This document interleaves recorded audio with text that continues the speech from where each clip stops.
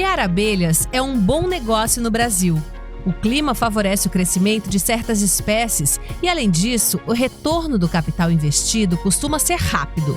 As abelhas fornecem diversos produtos, como o mel, a cera, o própolis e a geleia real. São também um agente polinizador e ajudam no rendimento de culturas como a do caju. A criação de abelhas pode ser desenvolvida em pequenas áreas, com mínima exigência de mão de obra. A abelha é um inseto explorado há milhares de anos pelo homem para a retirada do mel, seu adoçante natural. Aqui no Brasil, as abelhas chegaram com a família real portuguesa no início do século XIX. Em 1814, surgiu a primeira colmeia de observação, criada pelo suíço Francisco Huber. Em 1845, o polonês Johannes de Cezanne confirmou a teoria da partenogênese em abelhas. Em 1857, foi produzida a primeira folha de cera alveolada pelo alemão Johannes Mering. Em 1870, chegam abelhas da raça italiana no Brasil, por meio de padres jesuítas. Em 1876, o americano A.I. Roach construiu a prensa de estampar a lâmina de cera.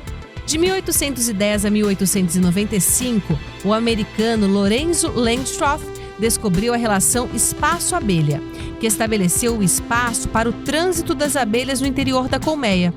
A partir dessa observação, surgiu a colmeia Langstroth, em 1851, que ainda hoje é usada no mundo e reconhecida pelo Ministério da Agricultura como padrão nacional.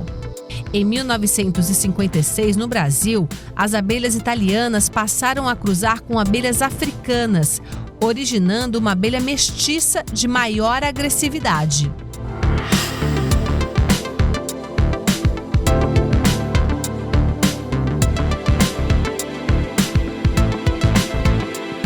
Quando criamos abelhas de modo racional, tornamos essa atividade viável com as seguintes vantagens: polinização dos vegetais.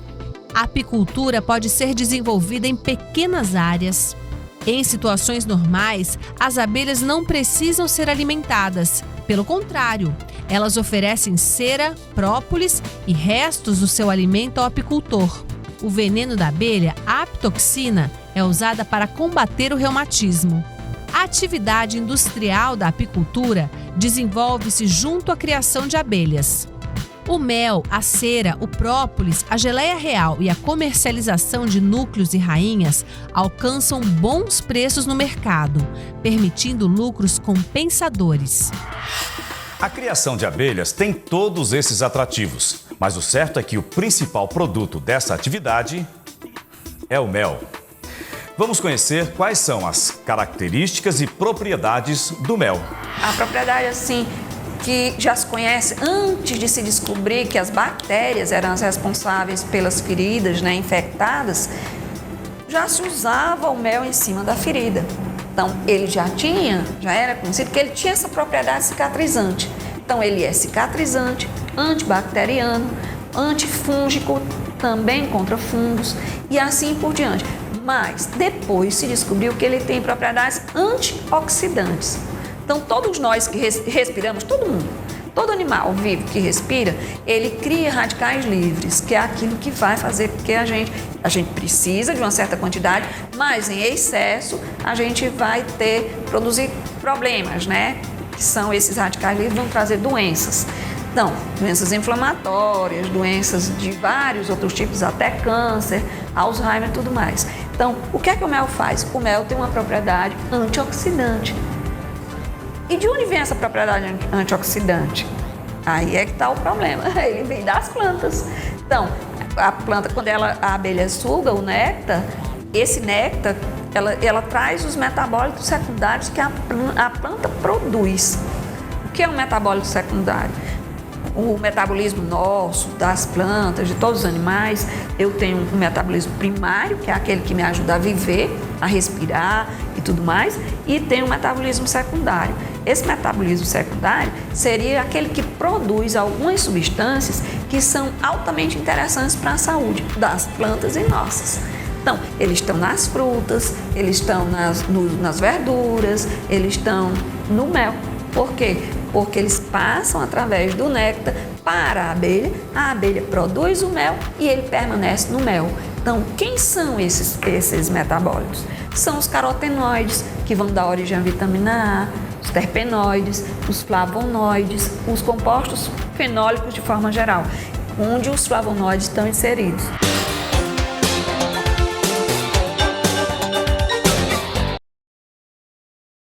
A apicultura é uma atividade que costuma entusiasmar o iniciante, mas ele deve estar preparado para incômodos e problemas. Por isso, recomenda-se ao iniciante que monte seu apiário com um número mínimo de colmeias, de 3 a 5, pois nessa fase de implantação do projeto vão surgindo as experiências que lhe darão condições de continuar ou não com a atividade. O conhecimento básico sobre apicultura também é uma recomendação importante. Existe grande carência de pessoal qualificado para essa atividade. O principiante deve saber como se instala um apiário, uma colmeia e também o correto manejo com as abelhas.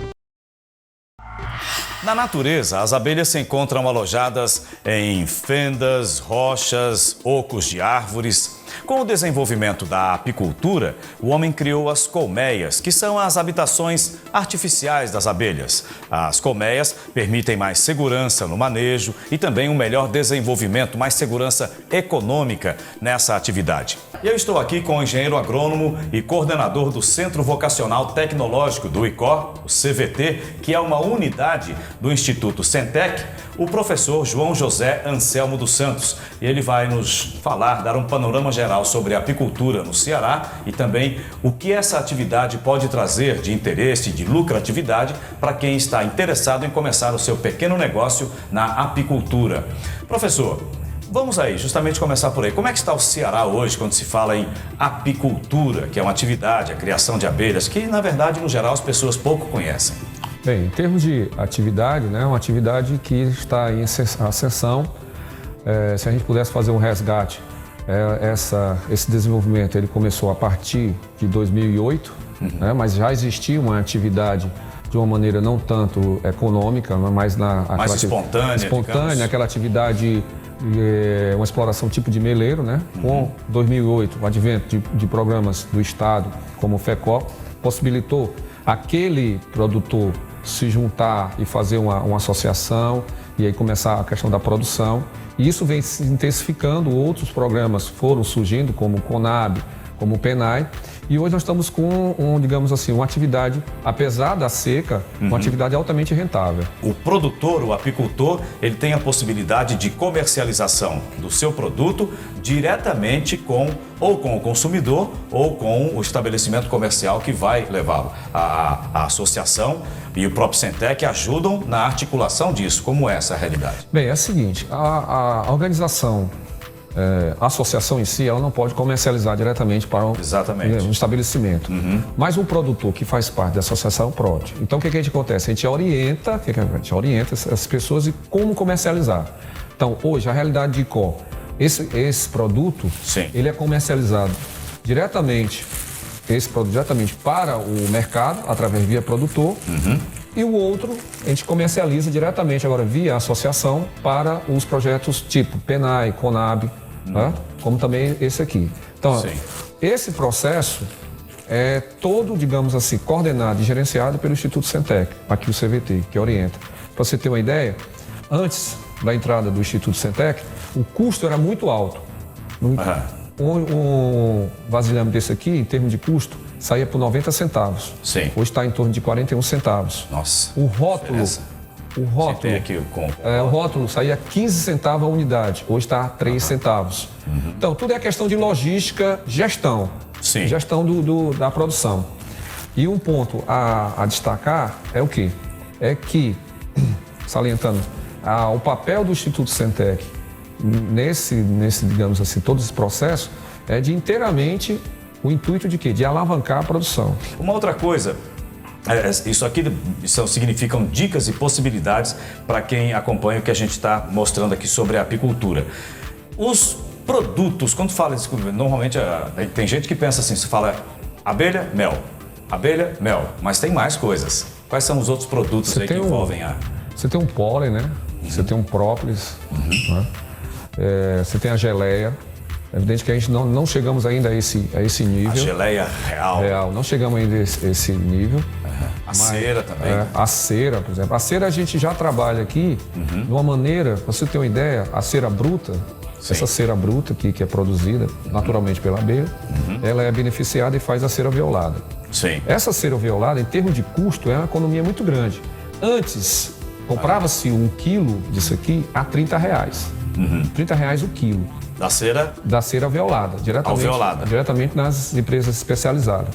Nós começamos a produzir isso aí e, basicamente, uma cera dessa sai em termos de custo para a gente, menos de R$5. Você está brincando? Olha que diferença. Ou seja, essa produção já atende aos produtores aqui da região. Salientando que esse custo faz porque se produz isso aqui em grande quantidade. Só que a produção disso aqui, nossa, só dá mesmo para a gente, para o nosso consumo. Sei. Tá? Mas no futuro, quem sabe, pode se pensar também na questão da comercialização, porque a cera alveolada é, digamos, uma das principais matérias-primas para a exploração apícola, aliada aí da questão do pasto apícola, que é outro e que é uma segmento, coisa que é importante. Na segunda parte desse nosso programa, as pessoas vão compreender melhor, porque nós estaremos mostrando isso lá no apiário mesmo. Outra coisa, professor Anselmo, nós conversamos aqui sobre, hoje é muito comum falar sustentabilidade, ecologia, os nossos problemas, destruindo o planeta. A atividade do apicultor nessa forma de tratar a questão da colmeia e das abelhas também tem um reflexo na ecologia, com detalhes que eu nem me lembro todos aqui. Você poderia colocar de novo para a gente? Então, dentro do conceito hoje, fala muito em questão ambiental, né? Fala muito em desenvolvimento sustentável. Isso. Né? O desenvolvimento sustentável está em cima de 3 pilares. Algo que seja ecologicamente correto, socialmente justo e economicamente viável. Valeu, apesar que, é importante. Apesar de que, se você procurar um negócio, basicamente você não vê um negócio que tem os 3. Chega próximo. A apicultura em si é uma atividade altamente, digamos assim, que tem os três pilares. Porque você vê o lado social, que é o resgate daquele produtor que não tem, digamos assim, uma renda fixa. Sim. Para você ter uma ideia, nós temos sócio em que, quando começou a atividade, não tinha nenhuma bicicleta, hoje já tem uma moto. A gente vai ver casos disso no campo. E é bom lembrar que essa moto, essa bicicleta são ferramentas de trabalho, acima de tudo, né? Também. E aí você vê esse lado social, você vê o lado econômico, geração de renda, e o lado ambiental é o seguinte, a realidade aqui do ICOR, por exemplo, o produtor hoje, que está vinculado à API, antes ele era um agressor do meio ambiente. Ele trabalhava com questão do desmatamento, queimada, uso de agrotóxicos. O produtor, ele sabe que não pode trabalhar com isso, por quê? Porque aquilo vai afetar a produção dele. Então nós temos exemplo hoje de produtor que ele mesmo faz o reflorestamento de uma maneira ainda bem tímida. Incipiente, talvez. A ideia é o quê? A ideia é intensificar. Você pode aliar a atividade da apicultura com a questão ecológica. Tá? E aí, se você analisar, por exemplo, o crescimento do consumo mundial a nível consumo consciente, se a gente agregar essa relação, o fator ecológico na produção, nós vamos alavancar outros comércios irão se abrir. Mas deve salientar, a realidade aqui do ICOR, a produção do ICOR só está dando mesmo para ICOR, por incrível que pareça. Mas, por exemplo, na sua atividade aqui no Centro Vocacional Tecnológico aqui do ICOR, já dá para perceber uma juventude se interessando? Ele olha aqui e fala, pô, esse mel, é produção daqui, isso aqui, essa cera, como é? Já dá para sentir essa tendência, essa vocação? Sim, há pessoas aparecendo para ampliar muito isso? Tem muitos jovens incluídos nisso aí. E a comunidade aqui, no início, ela não acreditava, não é produzido aqui no ICOR. Então, aos poucos, nós estamos conquistando. Sabe? Quando você chegar numa comunidade e falar assim, aqui no município de ICOR, rapaz, onde é que se produz mel aqui? Não é que encontra mel? Vai lá no CVT. Lá no CVT você encontra lá o mel. Olha, certo? Já tem uma referência, a gente dá um suporte aqui. Então, nós temos para 2003 muitos planos E um deles é a questão da apicultura. Nós vamos intensificar mais ainda. Se você perguntar, você perguntou no início, a questão, o que é necessário para a produção, né? A atividade em si é uma atividade que exige, digamos, uma entrega grande. Agora, é uma atividade que depois de implantada, você não tem necessidade de estar todo dia lá. Você pode conduzir outra atividade paralela. Ah, interessante. Isso outra atividade paralela. Ainda tem outro detalhe. Por exemplo, você pode aliar a atividade de apicultura com outra atividade, tipo a agricultura. Por exemplo, tem gente que aluga os seus apiários para fazer polinização. Que é para você falar a polinização. Como é isso? Porque é o seguinte, você tem, por exemplo, vou dar um exemplo, o plantio de maracujá. O maracujá em si, ele precisa, para poder ter o maracujá, tem que ocorrer a polinização. E o inseto que faz a polinização, que é o mamangava, ele existe em pequena quantidade na natureza. Fruto de quê? Do desmantelo do homem. O uso abusivo de agrotóxicos. Ainda tem aquela questão cultural, que o pessoal vê aquele besouro chamado mamangava, um bicho... isso, aí só o besouro do cão, aí mata o bichinho. E ele é o principal polinizador. Você chega com a abelha, instala as abelhas no pomares, né, onde está se produzindo. E aí a abelha também faz... E a abelha faz a polinização. Enquanto você tem aí, digamos, 20 polinizadores natural, que é o mamangava, você tem centenas ali atuando ali. Certo? Então é uma atividade também que você pode, podemos dizer assim, consociar com outras atividades. Enfim... resumindo disso tudo, nós temos uma atividade na apicultura hoje no Ceará em desenvolvimento e principalmente aqui nessa região onde nós estamos nesse momento, em mais essa sequência de programas que mostram a importância de você se apaixonar por uma atividade e desenvolvê-la como um meio de renda, meio de vida, mas também algo que no caso da abelha, como nós estamos vendo, você está automaticamente inserido no diálogo da sustentabilidade. Então isso é importante. Se você que está acompanhando a gente agora ficou interessado no assunto, o programa não terminou não, mas é só para completar. Você pode também procurar aqui no Centec, no ICOR, no interior do estado do Ceará, muito mais informações direto com o professor Anselmo e também direto com os produtores que estão ligados à Associação dos Apicultores. DICO, AAP. AAP. Tá bom, a gente continua.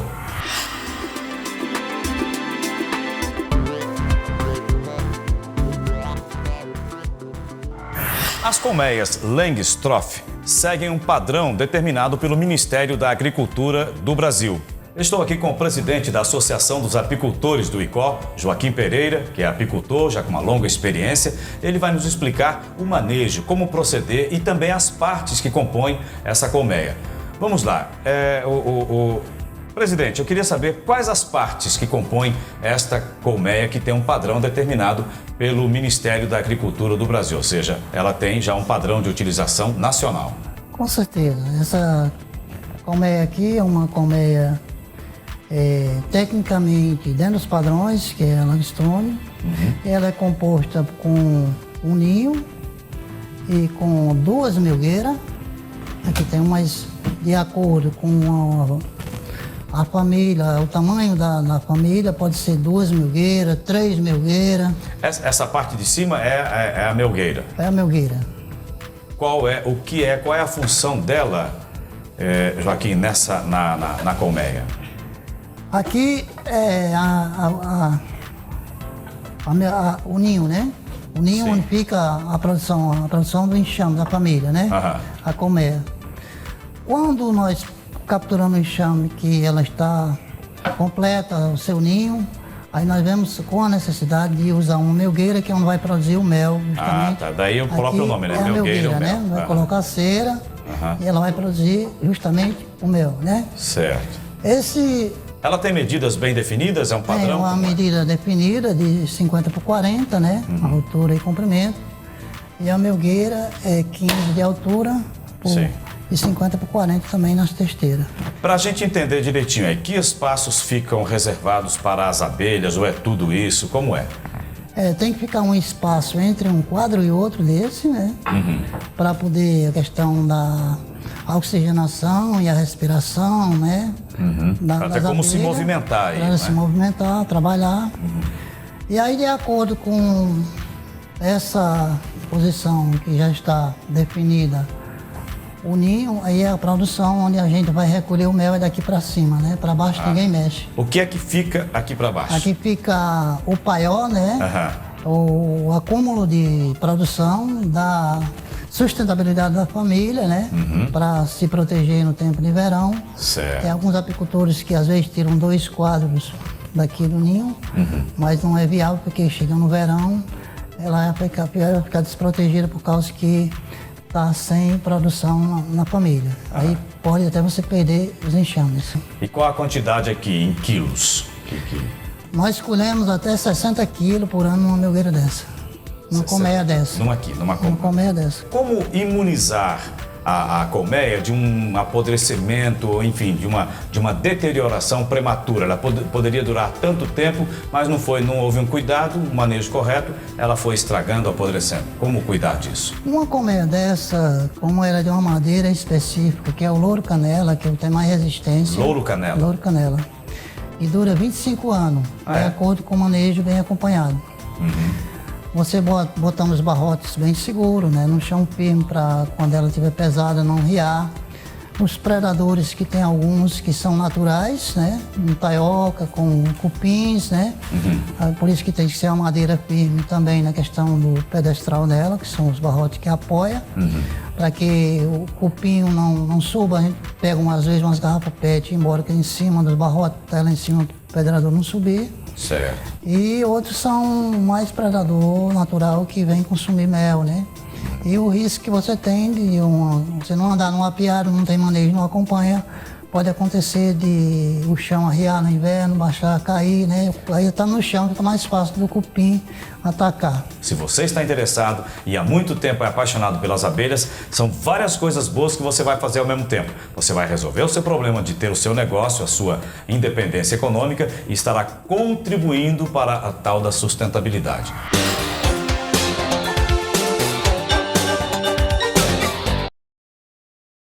Atenção para as medidas oficiais da colmeia Langstroth. Ninhos. Comprimento, 465 milímetros. Largura, 370 milímetros. Altura, 240 milímetros. Fundo. Comprimento, 555 milímetros. Largura, 410 milímetros. Tampa. Comprimento, 545 milímetros. Largura, 440 milímetros. Vareta superior. Comprimento, 481 milímetros. Largura, 25 milímetros. Espessura, 12 milímetros. Acabamento da vareta nas pontas. Comprimento, 25 milímetros. Largura, 15 milímetros. Espessura, 12 milímetros. Peças laterais. Comprimento, 233 milímetros. Largura, 25 e 35 milímetros. Espessura, 10 milímetros. Vareta inferior do quadro. Comprimento, 450 milímetros. Largura, 15 milímetros. Espessura, 12 milímetros. Você sabe o que um apicultor iniciante precisa para começar a trabalhar? Nós vamos dar agora a lista completa. 3 a 5 colmeias Langstroth, 1 fumigador, 2 máscaras, 2 macacões brancos ou ecológicos, 2 pares de botas brancas, 2 pares de luvas, 1 formão de apicultor, arame número 24 e taxinhas número 0, 1 carretilha, 3 a 5 alimentadores, 3 a 5 enxames de abelhas, 1 garfo ou faca desorpeculadora, 1 centrífuga radical para 8 quadros, 3 a 5 telas excluidoras, 2 sacadores de quadros, 1 espanador. A cera alveolada foi uma descoberta que deu um grande impulso na criação de abelhas. A cera é produzida pela abelha. O homem desenvolveu um cilindro que ele utiliza para criar estas placas de cera que depois são utilizadas nas colmeias. Saiba mais. A cera alveolada tem as seguintes vantagens: proporciona a construção de favos perfeitos, favorece a criação de abelhas operárias, dificulta a criação de zangões, reduz o trabalho das abelhas em relação à produção de cera. Favorece um maior aproveitamento das floradas. Pode ser obtido através do uso de prensas e cilindros.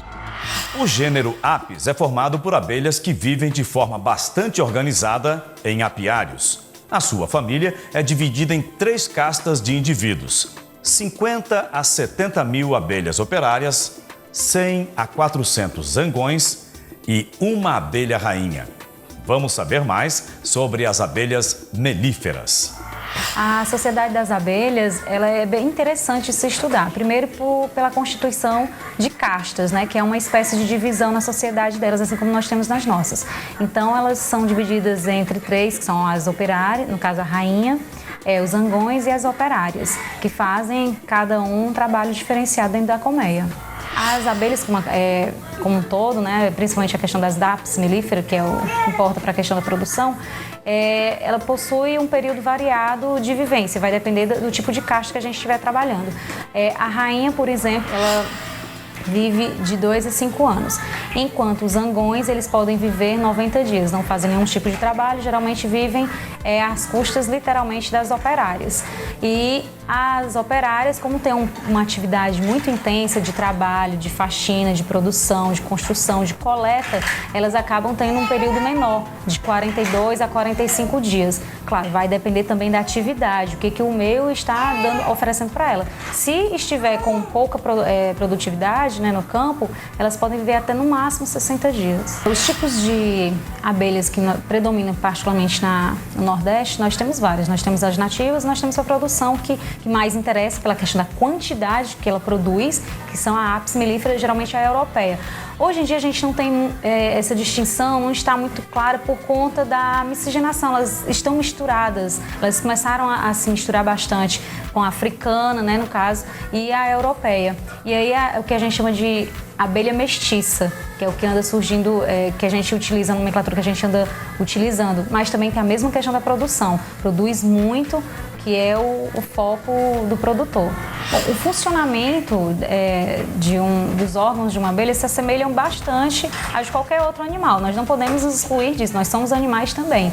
E o fato delas terem algumas reações por conta do meio ambiente, isso é fato. Elas podem ter N problemas com ataque de carrapatos, elas podem ter algumas disfunções excretoras, que aí acarreta uma série de problemas internos na colmeia, até a questão a sua atividade, o trabalho que ela está desempenhando dentro da colmeia, né? Esta teleaula do curso de formação para o trabalho está terminando. Hoje nós entramos no universo da criação de abelhas, ou seja, a apicultura.